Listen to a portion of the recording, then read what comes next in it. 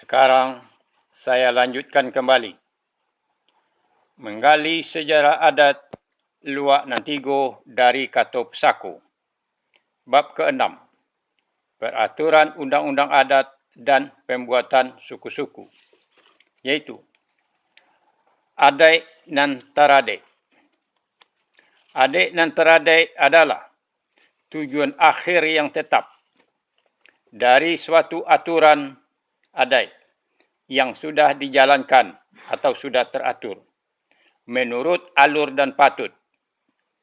Mungkin tamakan dek patut yang berpijak kepada raso jo pareso, dirasokan di dado, di pareso di kepala, raso di bawah naik, pareso di bawah turun.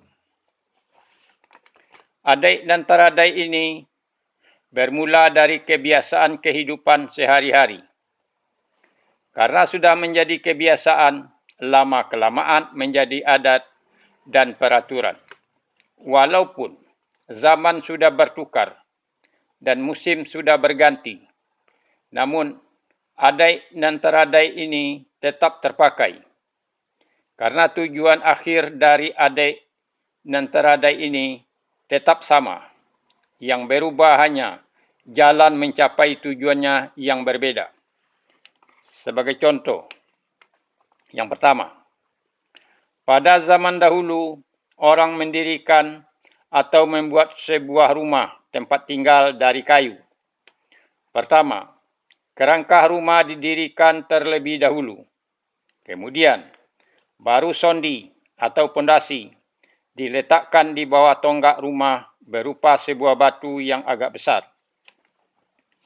Zaman sekarang, orang mendirikan atau membuat sebuah rumah tempat tinggal dari besi dan beton. Pertama, sondi atau pondasi dibuat terlebih dahulu. Berupa batu-batu yang disemen atau berupa kerangka besi yang dicor atau pondasi cakar ayam atau tiang-tiang pancang. Dimasukkan atau dibenamkan ke dalam tanah dengan dipukul dari atas dengan besi.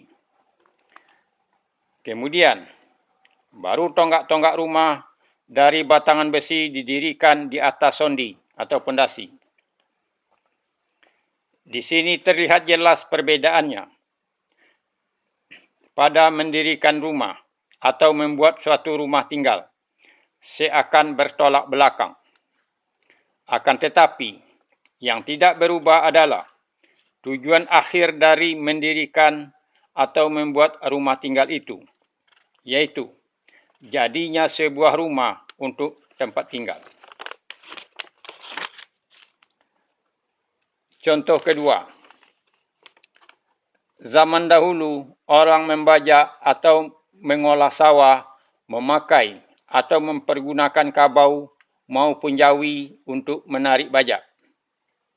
Untuk pupuk tanaman padi diambil atau digunakan kotoran dari kabau maupun jawi, diambil dan dikumpulkan dalam kandangnya. Cara memupuknya, benih dengan pupuknya dijadikan satu waktu menanam. Zaman sekarang, orang membajak atau mengolah sawah memakai atau mempergunakan mesin traktor untuk membajak sawah. Untuk pupuk tanaman padi dibuat pupuk lambau dengan mesin dalam pabrik. Cara memupuknya diserak-serakkan sesudah benih ditanam. Walaupun jalan dan cara membajak atau mengolah sawah itu berbeda, berikut dengan cara memupuknya. Yang tidak berubah adalah tujuan akhirnya, yaitu hasil dari sawah itu adalah padi untuk keperluan penghidupan. Jadi, itulah yang dimaksud dengan adai nan taradai, yaitu tujuan tetap sama untuk mencapai tujuan itu yang berbeda. Kemudian dibuatlah Kato Pesako adatnya mengenai adai nan taradai, yaitu Ike saboli buha sinta, buhue nan indak na melope. Zaman jo musim nan lah tibo. Kau be nan kanduh sendirinya. Bumi baputar waktu berjalan. Zaman beralih musim berganti. Searah batukar jalan. Sepaham batukar sabui. Adai antara adai ini sifatnya bisa berubah dan bisa berganti menurut perkembangan zaman. Adai antara adat ini termasuk ke dalam bagian adai dan babuhu sinta.